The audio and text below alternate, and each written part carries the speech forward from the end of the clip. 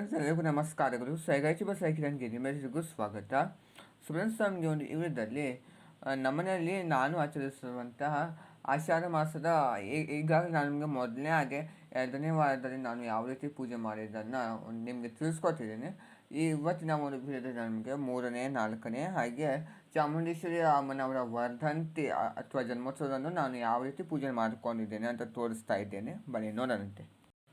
ಇದು 3ನೇ ವಾರದ ಪೂಜೆ. ನೋಡ್ತಾ ಇರ್ಬೋದು, ಸರಳವಾಗಿಯೇ ಆಚರಣೆ ಮಾಡಿದ್ದೇನೆ. ನಾನು ಹಿಂದಿನ ದಿವಸ ಒಂದು ಗುರು ಪೂರ್ಣಿಮೆ ಆಚರಣೆ ಮಾಡಿದ್ದಲ್ವ, ಅದಕ್ಕೆ ಸರಳವಾಗಿಯೇ ಆಚರಣೆ ಮಾಡಿದ್ದೇನೆ.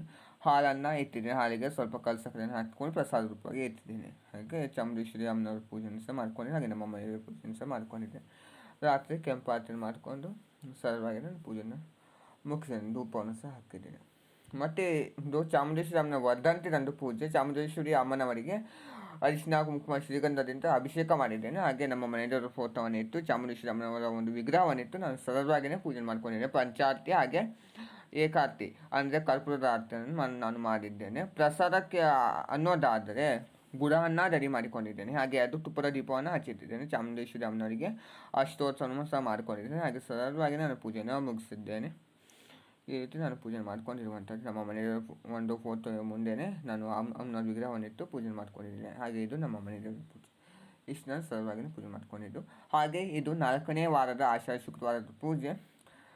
ಪ್ರಸಾದಕ್ಕೆ ಅನ್ನೋದಾದರೆ ಹೆಸರುಬೇಳೆ ಪಾಯಸ ಮಾಡಿದ್ದೆ. ಮತ್ತು ಕಾಯಿನ ಒಡೆದು ನಾನು ಪೂಜೆನ ಮಾಡ್ಕೊಂಡಿದ್ದೇನೆ. ಬಾಳೆಹಣ್ಣನ್ನು ಇಟ್ಟಿದ್ದೇನೆ. ವಿಶೇಷ ದೀಪಾರಾಧನೆಯನ್ನು ಸಹ ನಾನು ಮಾಡ್ಕೊಂಡಿದ್ದೇನೆ. ಕಾಮಾಕ್ಷಿ ದೀಪವನ್ನು ಸಹ ಹಚ್ಚಿದ್ದೇನೆ. ಕೆಂಪಾರತಿ ಸಹಿತ ಮಾಡ್ಕೊಂಡಿದ್ದೇನೆ. ಕಾಯಿನ ಒಡೆದು ಲಕ್ಷ್ಮೀ ಹಾಗೆ ಗಣೇಶ ಇದು ವಿಗ್ರಹವನ್ನಿಟ್ಟು ನಾನು ಸರಳವಾಗಿಯೇ ಪೂಜೆ ಮಾಡ್ಕೊಂಡಿದ್ದೇನೆ. ಹಾಗೆ ಇದು ನಮ್ಮ ಮನೆಯವರ ಪೂಜೆ.